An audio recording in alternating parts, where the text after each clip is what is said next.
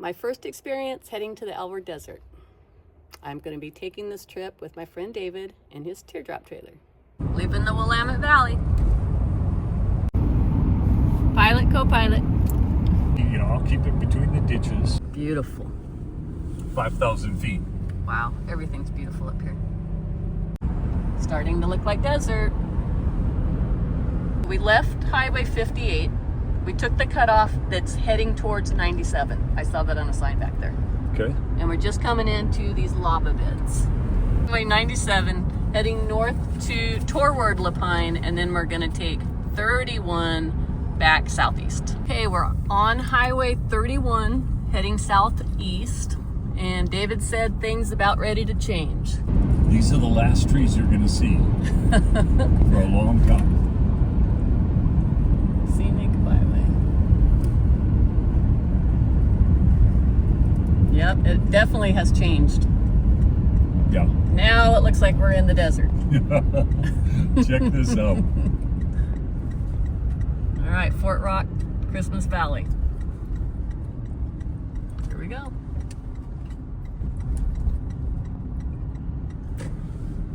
Yep, this is southeastern Oregon. Wow. South Central Oregon. South Central. Okay, so apparently it's not just a big rock. That is so cool. It's so cool.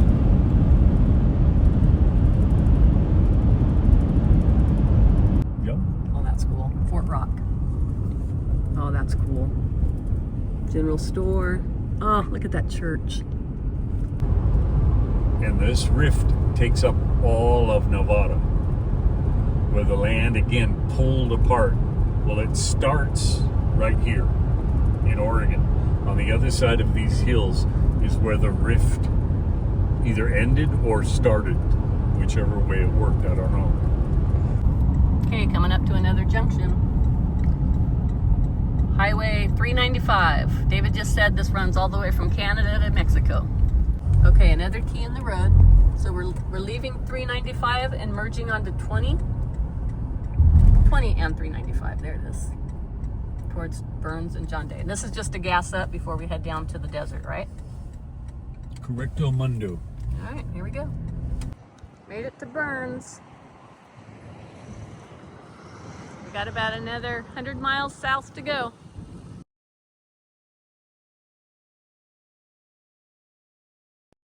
This is freaking cool.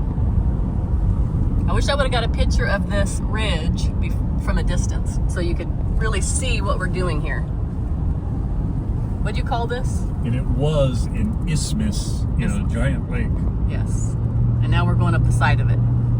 It is not what it appears to be.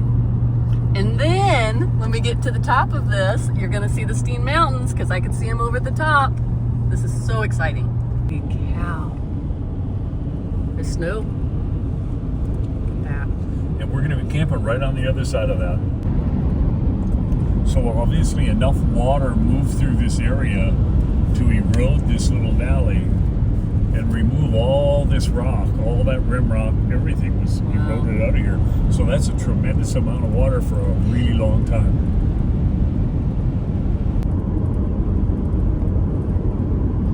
The road less traveled. Oh, look at that old phone booth. Here's the French Glen Inn. Hotel.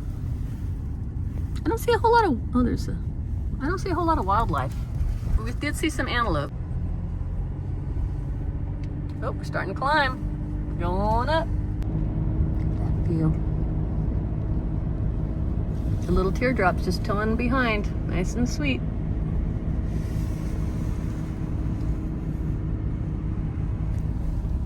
Get to the top and it's flat again.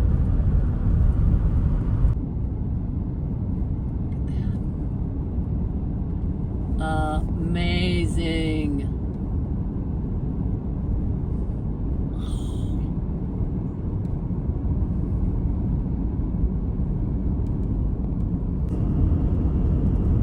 Oh, what does that say?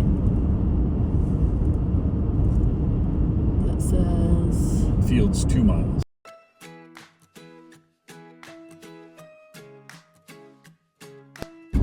leaving Greenfield Station, heading to the Playa. And there's the Steens Mountains right there. Straight ahead. Look at that. Beautiful.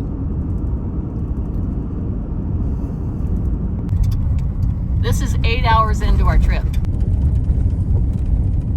Oh my God, there it is. Oh, there's water. Oh, it's the ocean. Holy cow. Oh my gosh. Oh my goodness. Ruth, oh. You're making me eat my words. Oh my gosh. Oh, I can't believe it. Good thing you got a 4-wheel drive. I don't know. That's water down there, David. You see it? You see the water? No. In the road? Oh. Let's walk it. We will.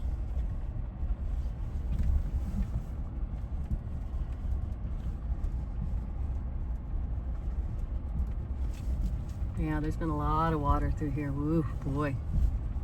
Ugh. Ugh.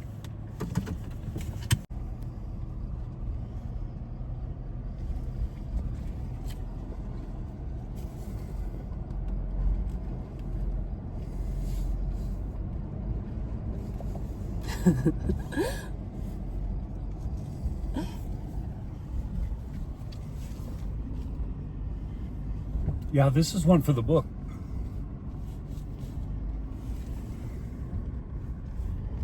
Look at that. Oh, you did it. Want to experience something new. It's wet and he wants to drive across it and I'm freaking out. We found a way past the water and we're driving to the far side, I would say the east side of the lake bed. Find a good place to set up camp.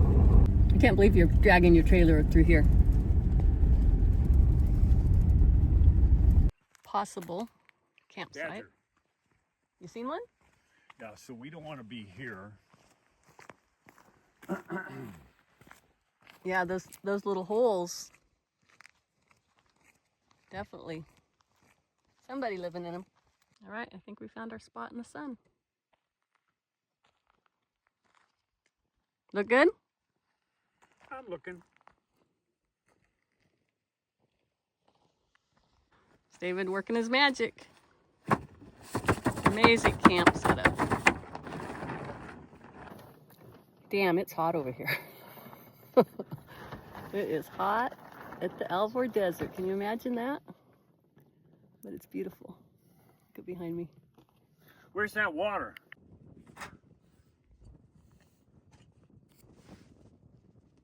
It's going to start getting cold fast. Mm-hmm. So is the sun drop below the Steens?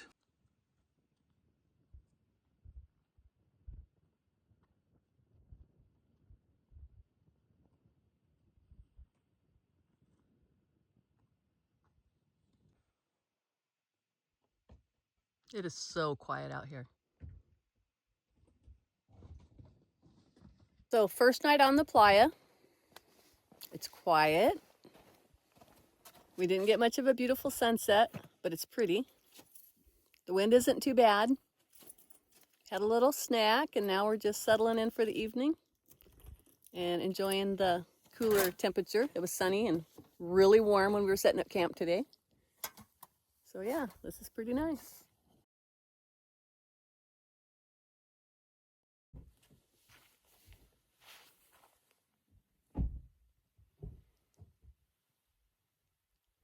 Look at that moon. There's the moon on the Playa. Alvord Desert. So sleeping in a teardrop trailer as opposed to my A-liner. It's got the great fan. But it's pretty small in here. So there's the door to exit. There's the other side of the bed. And then 2 cupboards at the end. In the back of the trailer is the kitchen back there on the outside. And then a door on this side. And that's pretty much it. Wow, it's beautiful. Good morning from Alvord Desert. We're out here making coffee. David, turn around. Say good morning. Oh, Good morning. I'm looking. First morning I'm on the looking. desert. Okay, I see the sun's good. That's good. Okay, boy. You know, to me, this is the fun of it. It's this. Yeah, It's making do with what you have. That to me is fun.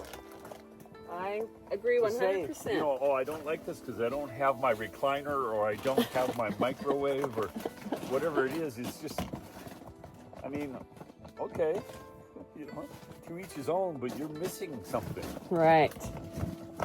No, it's the playing survivor. It's getting by, like just like you said, getting by on what you can manage to haul out here. Every day, but this is special. Right. Well, how often do you have to wake up and have the sunrise in your living room? I mean, in your breakfast nook. I mean, look at this. Yes.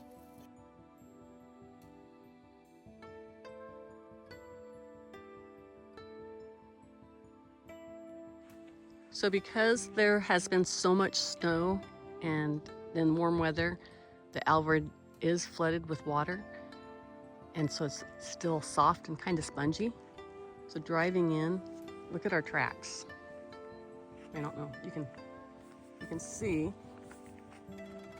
the tracks. That's what I was worried about. I was worried about sinking, but luckily overnight it didn't go any deeper. So we're good. David built this amazing wind and sun shade for the trailer. Everything's comfortable and cozy. It was nice last night.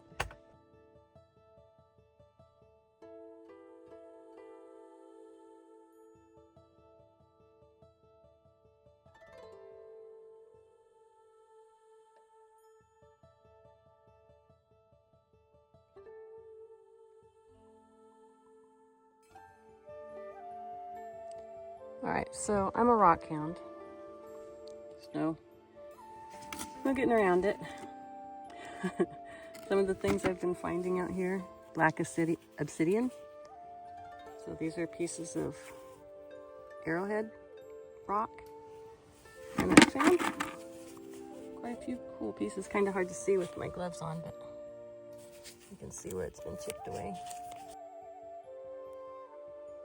This is cool. We're up on a little ridge. This time of year, everything's green. The sagebrush, you can just see the fresh growth. It's so beautiful.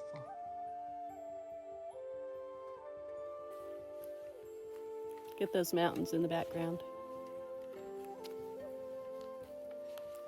It's absolutely gorgeous out here. It's 8:30 in the morning. It's hot. I'm pretty sure I'm a valley girl as far as camping. It's hot. Did I mention it's hot? Did I mention it's 8:30 in the morning? The mosquitoes and the gnats are drinking my sweat. I'm not sure I'm made out for this. Finding some cool rocks though. Found a couple red fire ant hills.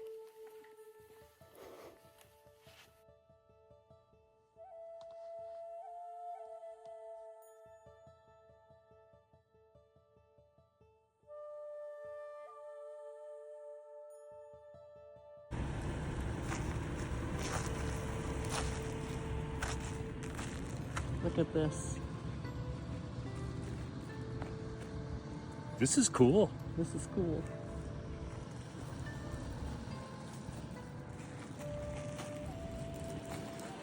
Wow. Yeah. No idea what to expect. Definitely not for this valley girl. I literally spent the whole day under the tarp in my hammock. Thankfully, I brought my hammock. It's beautiful though. Definitely worth a visit. Crazy beautiful. Crazy harsh.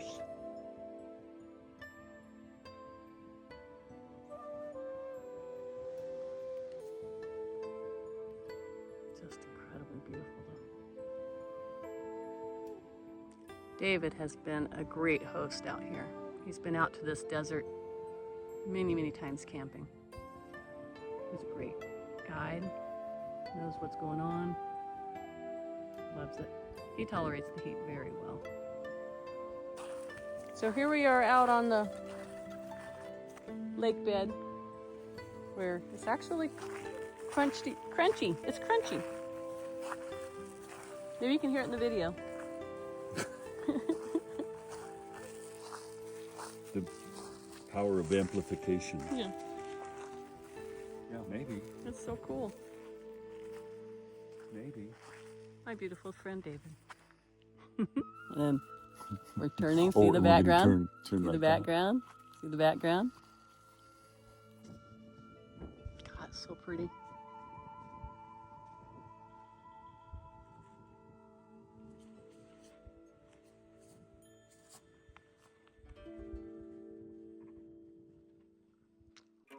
There's the show. Right there.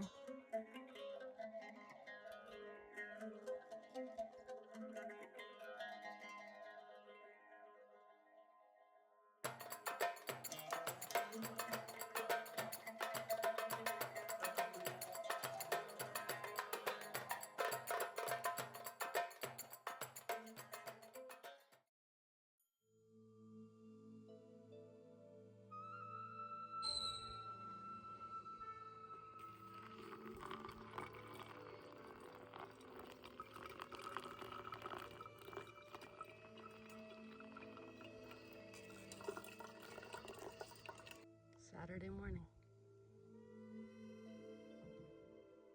Isn't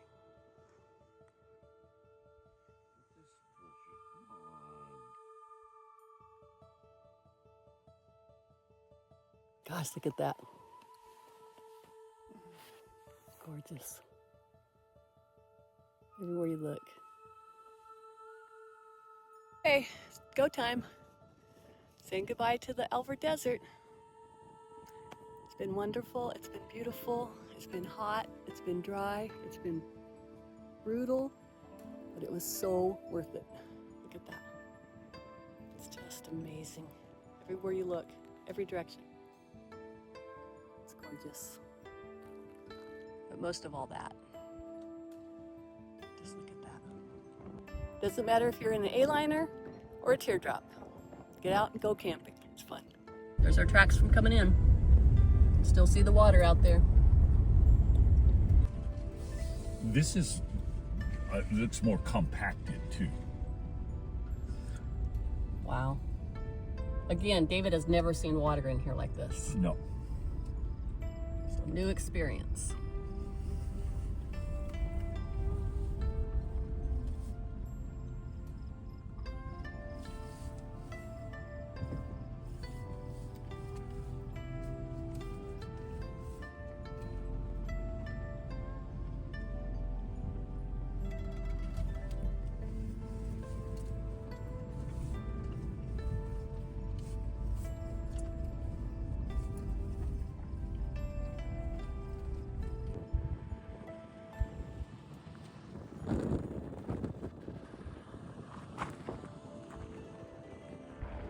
Well, if you want to know where I'm at, I'm in Andrews, Oregon.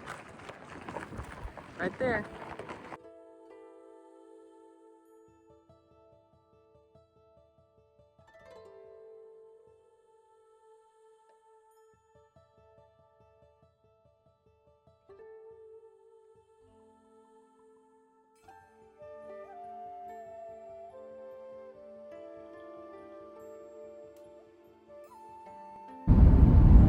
The second reason junk food is a good example to start with is that it's fundamental to the Buddha's teachings.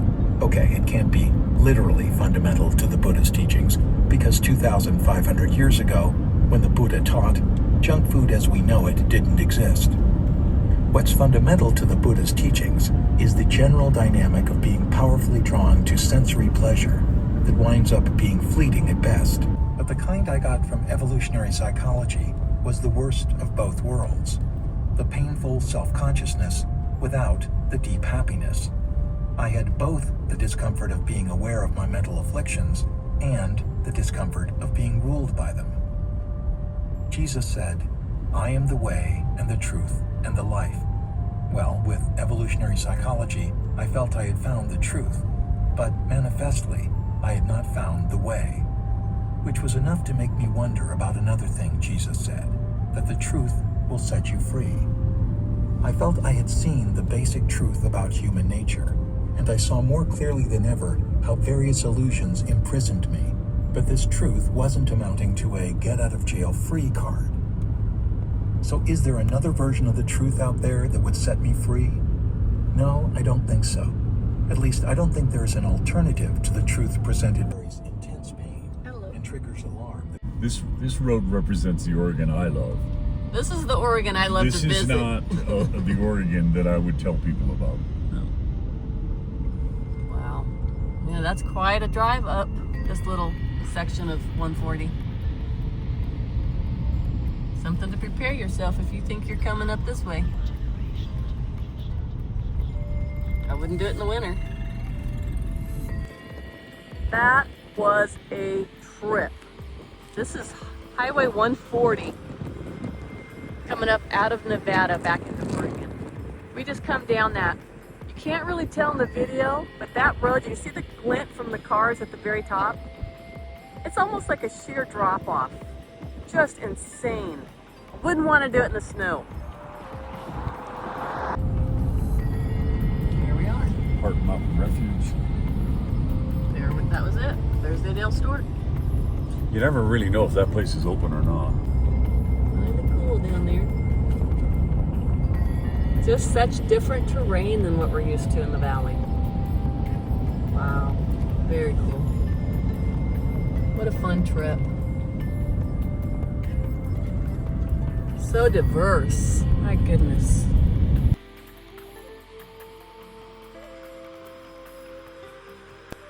Okay, we're getting back into central Oregon, I guess. You can see trees again.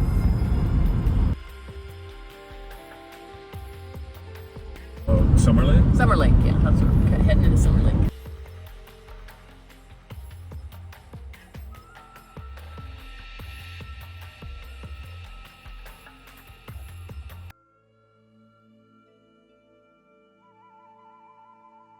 All right, at the end of our trip, we've come full circle, right back to where we started. Fort Rock Road. Fort Rock Road. All right, now we're on the trip home. Heading back. Yep, full circle. 31. Sun's and we're headed to Lapine to get gas. Just had dinner at Cowboy Dinner Tree in Silver Lake. What a freaking trip. What a wild trip it's been. We've been in lakes all this time. We've been at the bottom of the lake. Yeah, we've been in lakes, one lake after another. We're finally going to climb out of the lake. We're not going to be in any more lakes after this. The next body of water we see is going to be the ocean. And we're going to be in the forest from now on. Wow. Gorgeous. The Alvord Desert was amazing. The trip there and back was just gorgeous. And now I'm home and I don't have to back in my A-liner. And she is sitting in there giving me the side eye. So next time out, I'm taking my A-liner.